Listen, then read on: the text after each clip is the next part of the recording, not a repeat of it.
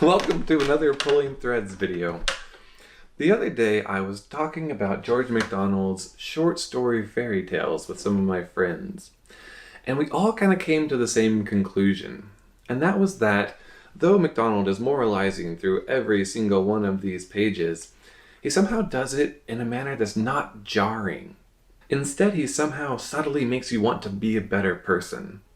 So today I thought we would talk about the exact opposite. This is Hilaire Belloc's Cautionary Tales for Children. And as the illustrator Edward Gorey shows you on the front, this is not George MacDonald. You have a gloomy hand pointing admonishingly towards children just trying to have fun. So Belloc apparently was a good friend of G.K. Chesterton, which is why I've been hearing about him lately.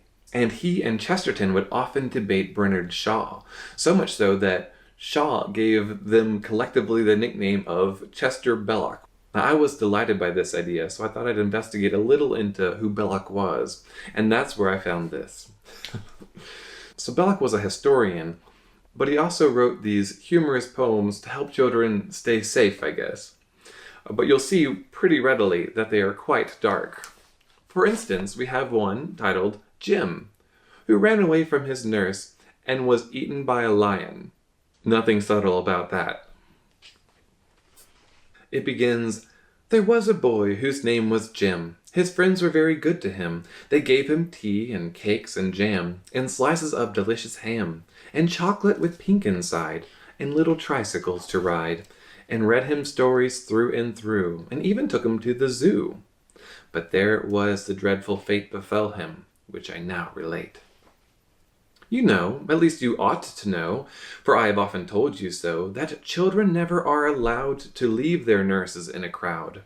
Now this was Jim's especial foible. He ran away when he was able, and on this inauspicious day he slipped his hand and ran away. He hadn't gone a yard when bang! With open jaws a lion sprang and hungrily began to eat the boy, beginning at his feet.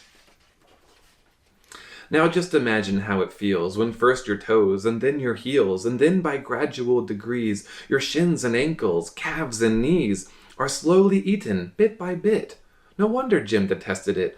No wonder that he shouted, 'Hi!' The honest keeper heard his cry. Though very fat, he almost ran to help the little gentleman. 'Ponto!' he ordered as he came, for Ponto was the lion's name.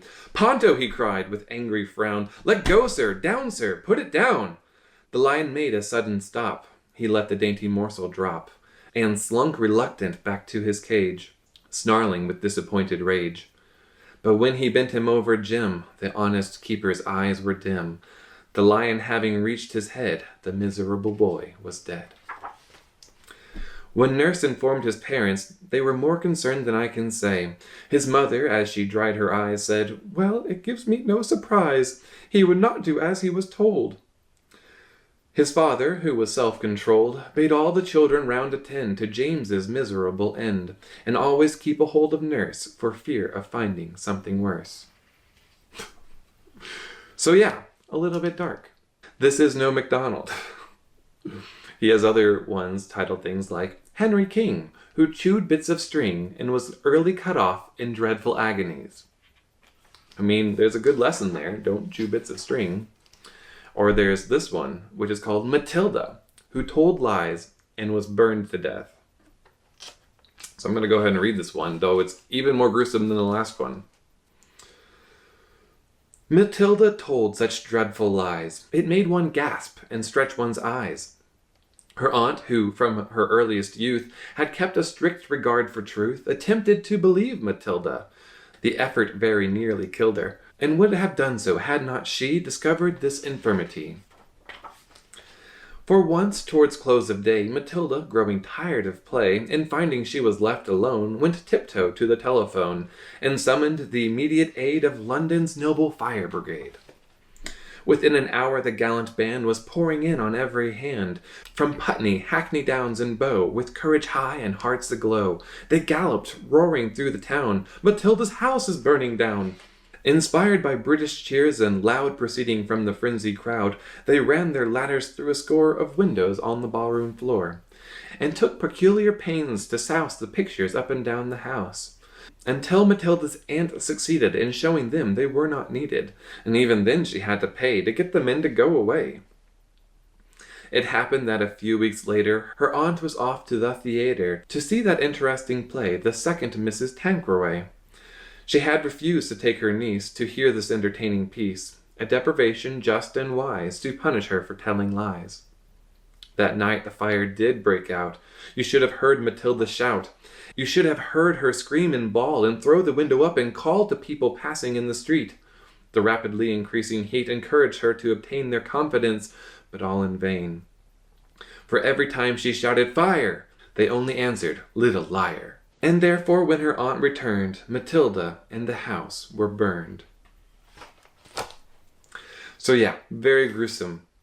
But I almost wonder if his audience pushed back a little against the gruesome nature of his poems, because as you proceed through the book, they get a little less intense. You get the story of Algernon, who played with a loaded gun, and on missing his sister, was reprimanded by his father. That's a much happier ending than it could have been. And then finally, the last story you have is Hildebrand, who was frightened by a passing motor and was brought to reason. So it definitely softened up there towards the end.